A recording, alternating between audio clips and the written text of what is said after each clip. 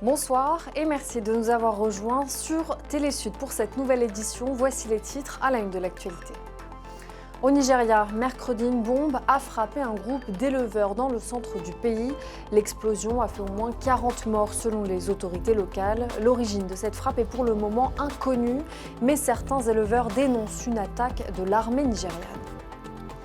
Jeudi, des membres du gouvernement rwandais ont affirmé une nouvelle fois qu'un avion de chasse de la RDC avait violé leur espace aérien. Pour le chef de la diplomatie rwandaise, il s'agit d'une provocation de plus de la part de Kinshasa.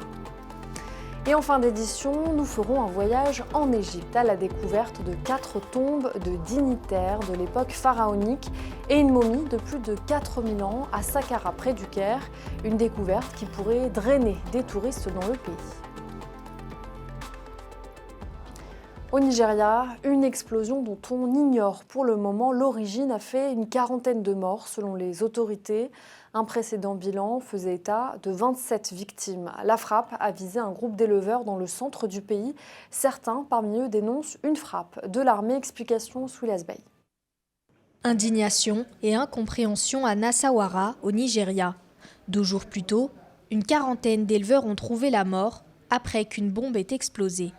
Un chiffre revu à la hausse, puisque mercredi, les autorités faisaient état de 27 morts et de nombreux blessés. Nous avons pu les apaiser et nous avons décidé d'aborder cette question avec le gouvernement fédéral. Et nous essayons également de programmer une réunion où certains des dirigeants de Miyetti Allah auront l'occasion de rencontrer certains des chefs de la sécurité à Abuja dans le but de trouver une solution durable à ce qui se passe. Au moment de l'attaque, les éleveurs et leurs troupeaux se trouvaient dans le village de Rukubi, à la frontière entre l'État de Nasawara et celui de Benue. Même si aucune explication officielle n'a été fournie pour le moment, les explications du gouverneur de Nasawara pourraient corroborer la thèse de la bavure. Nous avons eu un incident hier où un drone, nous avons la confirmation que c'est un drone, est venu bombarder une zone où des peuls qui étaient allés chercher leur bétail dans l'état de Benue ont été bombardés. Nous avons maintenant autour de 40 personnes qui ont été tuées au cours de cette attaque. La police nigériane de son côté fait mention de violences communautaristes dans la région. Une association d'éleveurs de bétail évoque de son côté une attaque aérienne de l'armée et appelle à une enquête approfondie.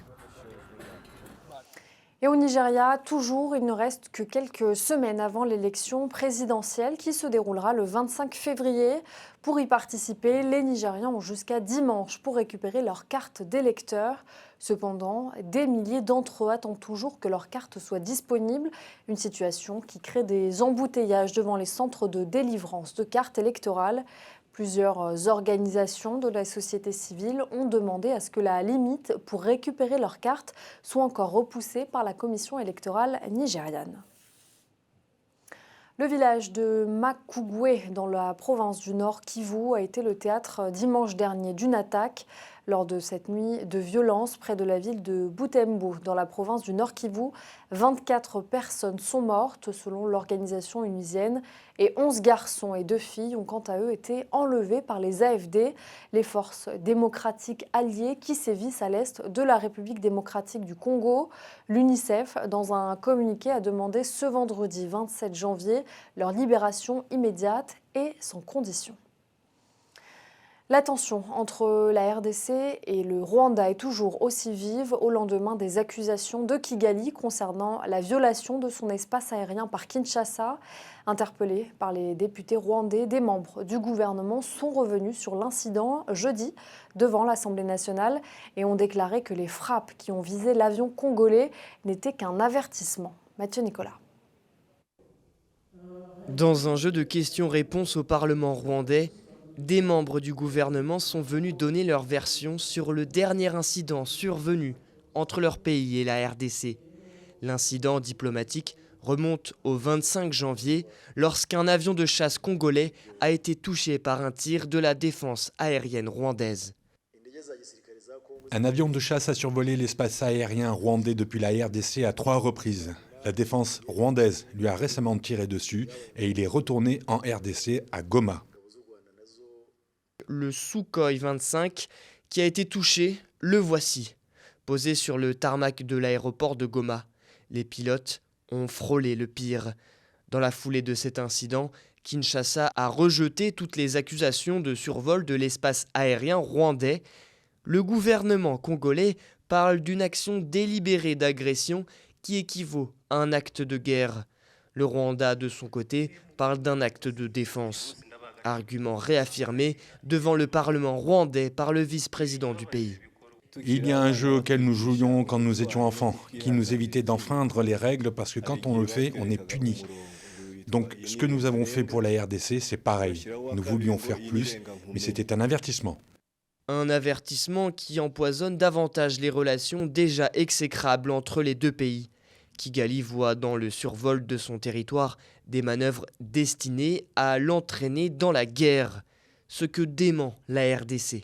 Pour tenter d'apaiser les tensions, le Qatar se pose en médiateur et tenterait d'organiser une rencontre entre les présidents du Rwanda et de la RDC. Le ministre rwandais des Affaires étrangères a été reçu par le président Denis Sassou Nguesso mercredi. Porteur d'un message du président rwandais Paul Kagame, Vincent Biruta a évoqué devant la presse la situation de tension qui prévaut entre le Rwanda et la RDC. Un reportage de notre correspondant Louis-Marcel Satou. Une délégation rwandaise conduite par le ministre des Affaires étrangères Vincent Biruta a conféré avec le président de la République Denis Sassou Nguesso. Porteur d'un message verbal du président Paul Kagame à son homologue congolais Denis Sassou Nguesso, le diplomate rwandais a déclaré que les relations bilatérales entre le Congo et le Rwanda sont au beau fixe. Il existe des accords de coopération dans plusieurs domaines entre la République du Rwanda et la République du Congo, dans plusieurs domaines, dans les domaines de l'agriculture, de l'éducation, dans d'autres domaines du commerce et des investissements. Et on n'a pas fait une revue complète de tout ça parce que ça c'était notre cadre, mais les relations de coopération existantes entre le Congo et le Rwanda sont excellentes. Le moment venu, on va nous rencontrer pour faire le point de tous les projets en cours d'exécution. Nous faisons du bon travail ensemble dans plusieurs secteurs et nous sommes disposés aussi à travailler sur d'autres secteurs pour l'intérêt commun de nos populations respectives. L'occasion tout indiquée pour le ministre rwandais des Affaires étrangères d'informer le chef de l'État de la situation sécuritaire qui prévaut à l'est de la RDC. Il y a eu des problèmes dans nos relations entre la République démocratique du Congo et le Rwanda. Et le Rwanda a été accusé à plusieurs reprises d'être impliqué dans ce conflit. Et de fait, oui, nous avons des groupes armés qui sont composés de Rwandais qui sont basés à l'est de la République démocratique du Congo depuis plusieurs années et qui, de temps à autre, quand ils en ont l'occasion, viennent déstabiliser le Rwanda. Et mon audience avec son Excellence le Président de la République du Congo a été aussi une occasion pour lui demander sa contribution, c'est un sage du continent. Et direction le Cameroun, à présent où les collectivités territoriales décentralisées veulent se conformer aux normes internationales en matière de comptabilité. Les acteurs du secteur se sont réunis à Yaoundé au cours de la session annuelle du comité des normalisations des comptes publics, présidé par le ministre des Finances Louis-Paul Motazeux. Objectif, améliorer au bout d'un an la gestion du patrimoine des CTD. Compte rendu, Gaël Jacam et Cyril Guijoy. Passer d'une comptabilité de caisse, comme c'est le cas de nos jours, à une comptabilité moderne, arrimée aux standards internationaux et qui reflète la réalité du patrimoine des collectivités territoriales décentralisées, tel est l'objectif que se fixe l'État du Cameroun à l'horizon 2024. Le ministre des Finances, Louis-Paul Motazeux, l'a fait savoir au cours de la session annuelle du comité de normalisation des comptes publics, consacré à la validation d'un nouveau cadre comptable des CTD constitué d'un recueil de 12 normes comptables. Que possède la collectivité? Que doit la collectivité? Et justement, avec toute cette information, le maire ainsi que ses principaux collaborateurs vont avoir la photographie réelle du patrimoine de la collectivité qu'ils sont appelés à gérer. Avec l'entrée en vigueur de cette nouvelle réforme, dès le 1er janvier 2024, les CTD du Cameroun seront donc appelés à tenir une comptabilité proche de celle des entreprises. Elle sera sanctionnée par la production annuelle d'un bilan, d'un compte de résultats et ces états financiers feront l'objet d'une certification. Comme c'est le cas, nous le disions tantôt, dans la comptabilité des entreprises.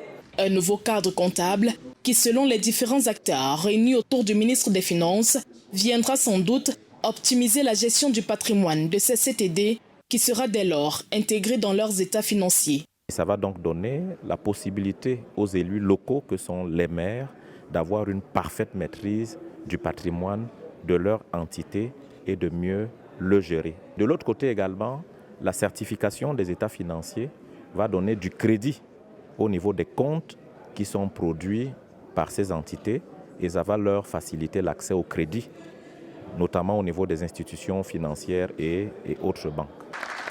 Une bonne nouvelle pour ces CTD répartis sur l'ensemble du triangle national, favorisant ainsi le suivi effectif de la comptabilité générale dans le réseau comptable. Environ 8 millions de Tunisiens sont attendus aux urnes dimanche pour élire un nouveau parlement au pouvoir limité par le président Kais Saied. Après le fiasco du premier tour de ces législatives marqué par un taux d'abstention record de plus de 88%, ce second tour s'annonce comme un nouveau test pour le pouvoir Saied. Je vous propose d'écouter quelques réactions. Je vais aller voter, oui. Je vais choisir l'intérêt du pays. Je vais voter pour celui qui est capable de servir l'intérêt général du pays. J'ai bien l'intention de voter, oui, sauf si je tombe malade, pour que les conditions changent. Comme je l'ai dit, je veux retrouver du café, du sucre. Où est le sucre? Où est le café? Où est le thé? Où est l'huile? Non, je n'irai pas voter parce que j'habite loin, à Bir El Kassa. Et puis, je ne peux plus faire confiance à personne. Je ne voterai pour personne. Non, je n'ai pas l'intention de voter. C'est de pire en pire, avec ces gens qui ne pensent qu'à leur propre intérêt et jamais au nôtre. Et ce ras-le-bol des Tunisiens envers le gouvernement s'explique aussi par la pénurie de produits alimentaires de première nécessité auxquels ils sont confrontés. Exemple du lait, le marché tunisien absorbe 1,8 million de litres quotidiennement, alors que la production atteint au maximum 1,2 million sous l'Esbaï. Quelques briques de lait par personne et pas plus. Pour ceux qui en voudraient davantage, il faut arpenter désespérément les magasins, compter sur la providence au rusé. On ne peut pas prendre plus de 2 briques. Quand j'en trouve ici, je prends 1 ou 2 briques. Puis je vais dans une autre épicerie et je fais la même chose. C'est comme ça que je fais pour ne pas me retrouver sans lait. Nous ne pouvons pas vivre sans lait. Cette pénurie s'explique en majeure partie par une forte augmentation des prix de l'alimentation animale, notamment en raison de la guerre en Ukraine, plus grand exportateur de céréales dont la Tunisie est très importatrice. Un manque qui affecte fortement les éleveurs tunisiens qui se retrouvent désemparés face à cette situation. Pourquoi y a-t-il un manque de lait? Parce que nous ne donnons pas à la vache toute la nourriture dont elle a besoin. L'alimentation n'est pas complète. Si la vache a ses 50 kg d'herbe, 15 kg de compléments, 15 kg de foin et 5 kg de paille, elle produira 30 litres de lait. À l'approche du mois de Ramadan, durant lequel la consommation de lait et des autres produits en pénurie augmente, les Tunisiens sont de plus en plus inquiets.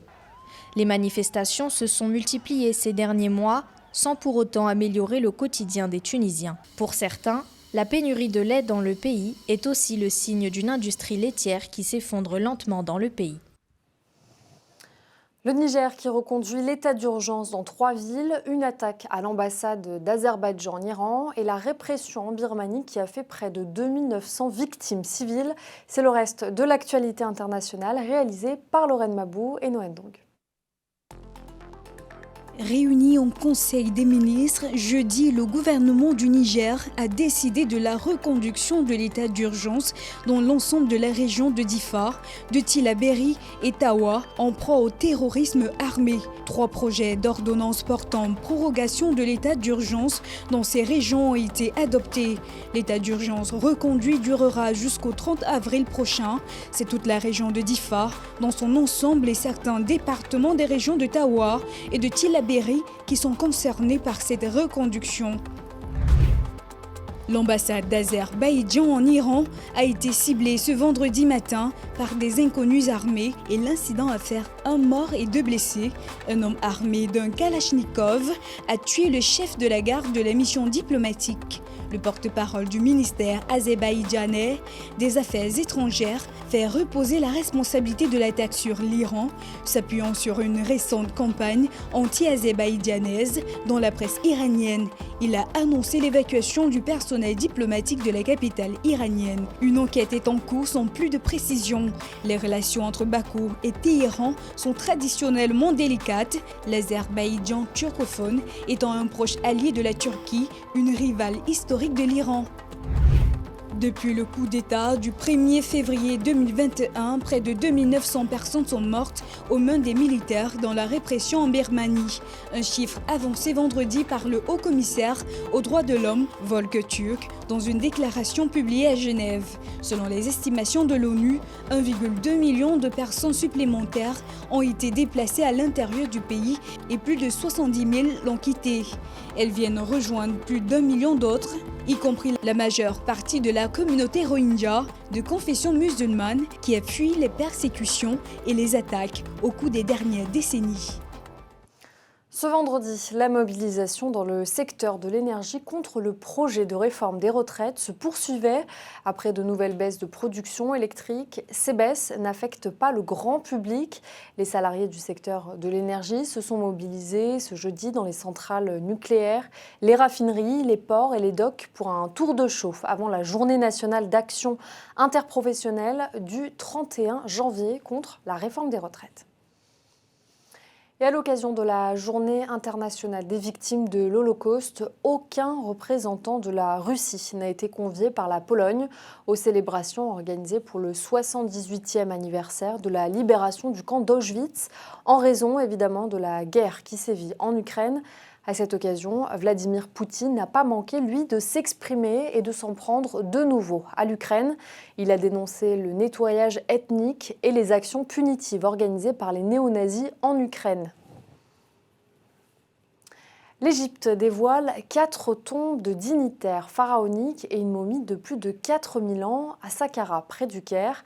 La dernière des découvertes annoncée en grande pompe par un pays soucieux de faire revenir les touristes. Mathieu Nicolas. Au sud du Caire, s'étend la nécropole de Saqqara.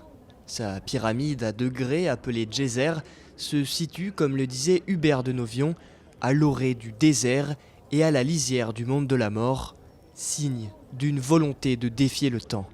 Depuis de nombreuses années, le plateau de Saqqara fait l'objet de fouilles archéologiques et au cours de l'une des dernières, à 15 mètres sous terre, les archéologues ont trouvé un sarcophage de calcaire dans l'état où les Égyptiens de l'Antiquité semblent l'avoir laissé. Nous avons trouvé un énorme sarcophage en calcaire, à côté duquel nous avons trouvé des objets très importants, tous liés à l'ancien royaume, des récipients en poterie, des pots en albâtre et d'autres objets. Mais le sarcophage a été scellé il y a 4300 ans. Plus qu'une momie de plus de 4000 ans, c'est aussi 4 tombes de dignitaires pharaoniques qui ont été découvertes. À l'intérieur, des cavités profondes, ornées de scènes en couleurs de la vie courante, ont servi de dernière demeure à Khnumdjedef, le grand prêtre du pharaon Ounas, mais aussi de nombreuses statues. Cette découverte est si importante. Nous avons trouvé la tombe de Khnumdjedef, qui était le prêtre du complexe de pyramides du roi Ounas. Aussi, nous avons trouvé la tombe de Méri, qui était le gardien des secrets. Aussi, une tombe d'un homme appelé Fétek, qui était un juge et un écrivain. Et la dernière tombe était celle d'un homme appelé Messi, qui était le propriétaire des statues que nous avons trouvées aujourd'hui. L'Égypte a révélé ces derniers mois plusieurs découvertes majeures. Plus tôt dans la semaine, le Caire annonçait la découverte à Luxor des vestiges d'une ville romaine entière datant des premiers siècles après Jésus-Christ. De merveilleuses découvertes pour les férus d'archéologie et une aubaine pour l'Égypte. Le pays, frappé par une crise économique, espère bénéficier d'un coup de projecteur pour attirer un maximum de touristes et ainsi redresser une partie de ses finances. Et pour les amateurs de tennis, vous n'avez sûrement pas manqué cette information. Le Serbe Novak Djokovic s'est imposé face à Tommy Paul vendredi en 3 manches. Novak Djokovic s'est donc qualifié pour la finale de l'Open d'Australie de tennis, premier grand chelem de la saison. S'il l'emporte contre Stefanos Tsitsipas, dimanche, il aura l'occasion de remporter un 22e grand chelem et redevenir numéro 1 mondial.